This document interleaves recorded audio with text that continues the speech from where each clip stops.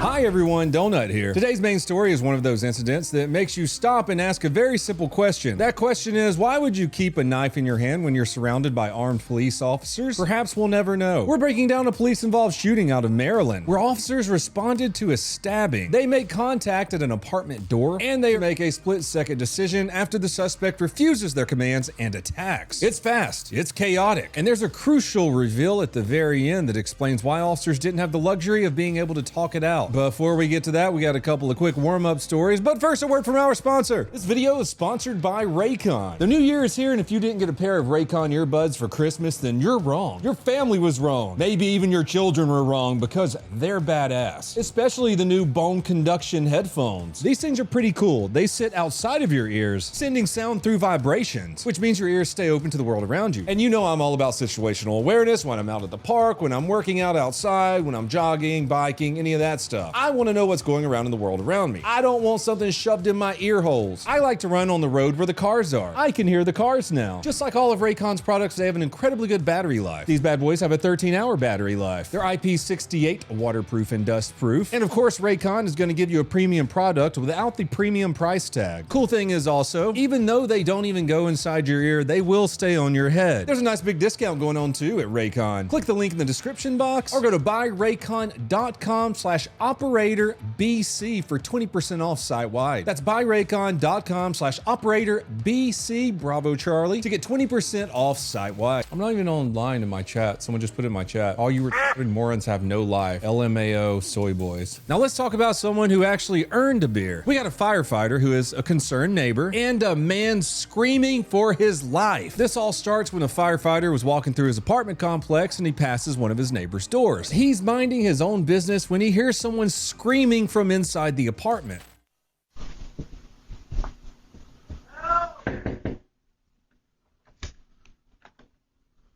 Y'all good? Help me, somebody help me! Not just a little scream, sounds like he's not joking around. Full-on panic screaming. Help me, somebody help me!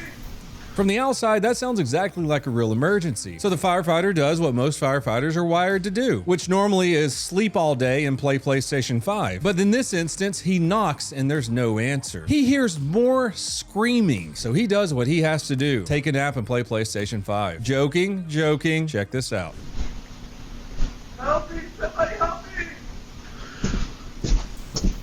So he kicks the fuck out of the door, which from his perspective is the right call. Sounds like someone's dying in that apartment. Now here's the twist. The man inside, in fact, was not being attacked. He was not injured, nor was he dying. He was playing an extraction shooter and losing his mind. Old boy was deep into Arc Raiders. He was screaming for help at his headset like his life absolutely depended on it, which it did in Arc Raiders. Look, I've been in some tight spots in Tarkov myself, but never like my neighbor thinks I'm being murdered tight. My neighbor just always thought I was in a Call of Duty Modern Warfare 2 lobby with the language I was using. I actually do cuss a little. Do you? Maybe he had an expensive kit, maybe the map was closing. Either way, the firefighter had no idea what was going on inside there. It seriously sounded like something was wrong. Once everything was figured out, nobody was hurt, nobody was mad, nobody got arrested, everyone had a good laugh about it. And to top it all off, the guy whose door got kicked in because he was screaming left the firefighter a 6-pack of beer and a thank you. Firefighter hears a scream, tries to save a stranger, almost breaches the door, and gets an award with beer. Best job I ever had. And once you start believing in humanity while watching one of my videos, let me just strip that all away from you. We're heading overseas for a Christmas miracle so stupid it feels scripted. So picture a quiet little town during the holidays. Festive lights, the Christmas spirit, a beautiful outdoor nativity scene. Mary, Joseph, baby Jesus, the animals, the 3 wise men, all the classics, and then this f***ing guy. Now at first glance, nothing seems off. Life-size statue, still poses, very realistic craftsmanship. But then it blinks.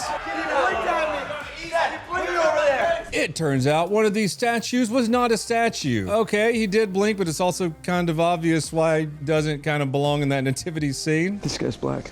Get It looks black in the picture, but you never know till you find him. Come on. No, he's not Derek Jeter Black. He's Wesley Snipes Black. This is a black man. Well, it's a grown-ass man, standing still, holding his arms awkward as hell, trying to cosplay his way out of prison time. This guy decides that the best way to hide from police is to become a Christmas decoration, one that stands out very much. Not inside his house, not inside a shed, not inside a bush, but front and center in public with Jesus. Sweet little 8-pound, 6-ounce baby Jesus. Not sure what was going through his head, wearing a modern coat and not matching any of the other statues. 3 wise men did not show up to North Face to purchase their clothing. According to police, this guy was actively on the run after assaulting officers and running from them. So his escape plan was to stand very still right next to sweet little 8-pound, 6-ounce baby Jesus. Bold strategy, Cotton. Police roll in, they confirm the obvious. Yep, the homeless looking black guy who's obviously moving around and blinking is not part of the display. Officers slap cuffs on him and take him in, naturally. Let this be a lesson if you're wanted by police. Life isn't a f***ing cartoon. And now for our main story. Because this one answers a question that should be painfully obvious, but apparently isn't. What happens when you keep a knife in your hand while you're completely surrounded by cops? Cops with guns that are pointed directly at you. Well, you probably already know, but let's find out anyways. December 3rd, 2025, Essex, Maryland, around 8:30 p.m. Officers respond to a 911 call involving a stabbing at an apartment complex. And right away, this is not a maybe later call. Someone is hurt, the suspect is still inside, time matters. This is what one might call a hot call. Body cam starts off with an officer stepping out of a patrol car, making contact with a bystander. The bystander is actually the 911 caller. She tells the officer exactly where the suspect is, still inside the apartment, and gives the officer the unit number. We're off to a good start. The officer goes straight to work. The officer heads down a set of stairs towards the apartment and knocks on the door. The door is locked, but you can hear movement on the inside. So he knocks again and asks who's there.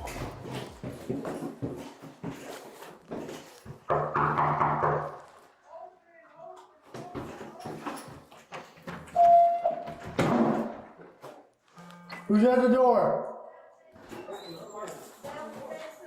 Who's at the door? Then the door opens and we immediately have a problem. The suspect is standing there shirtless with a big ass knife in his hand. Who's at the door? Permission hands. Let's pause right here for a second because this is decision point number 1. You're at your own front door. Multiple officers are right outside and you answer holding a knife. Yeah.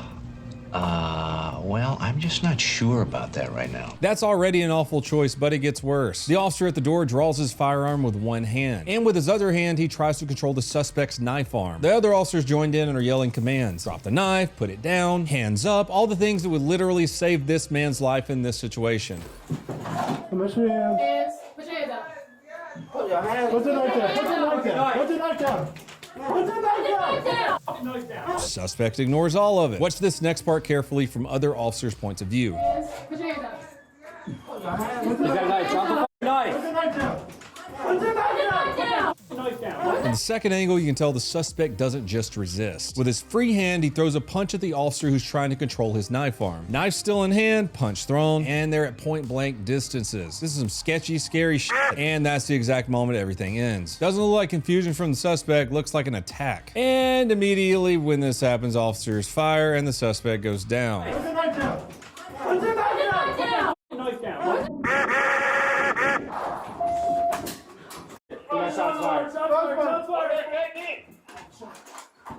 Pops, push your glasses on. Come on.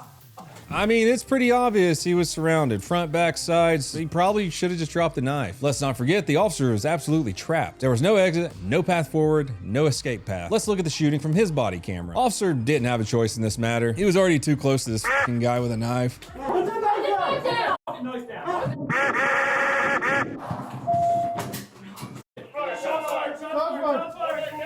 After the shots, officers moved in pretty fast. Knife is secured, hands are cuffed, first aid is rendered immediately. Most people stop watching this part, shooting's over. There's a little bit more left to it though. The officers go inside the apartment. That's where they find a woman on the kitchen floor bleeding.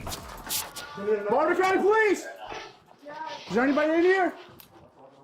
Is there anybody here? Hey, we got one stabbed here. Okay, let's go. Okay, man. Let me see your hand. So there's a reason for the urgency at the beginning. That's why they didn't stand outside waiting for 45 minutes. Every second mattered. I don't believe there was any de-escalation that was gonna happen at this point. Almost seems like a suicide by cop type situation. He stabbed his old lady in there, came outside, knew he was going to jail, and then started fighting with police with a knife in his hand. Perhaps we'll never know. Speaking of stabbings, I didn't go to SHOT Show this year. This was gonna be like my 7th or 8th year in a row. Someone got stabbed there. To simulate going to SHOT Show though, I got pissed drunk and put $20,000 in cash in a fire. Joking. I didn't go this year to all my friends that I was hoping to run into or were hoping to run into me. I'm sorry, I'll see you around. Some dude did get stabbed though. Which, I mean, to be fair, SHOT Show is a pretty good place to be stabbed at. All the medical equipment companies are there. North American Rescue was there and they had one of their tourniquets available to put on the guy. Oh, would you look at that. Good old SHOT Show. Anyways, that's all I have for you fine people today. If you want to help support the channel, subscribe to pepperbox.tv, go to donutoperator.com, or subscribe to my second channel, Donut Operator TV, right here on YouTube. Until next time, please have a fantastic day. Whack.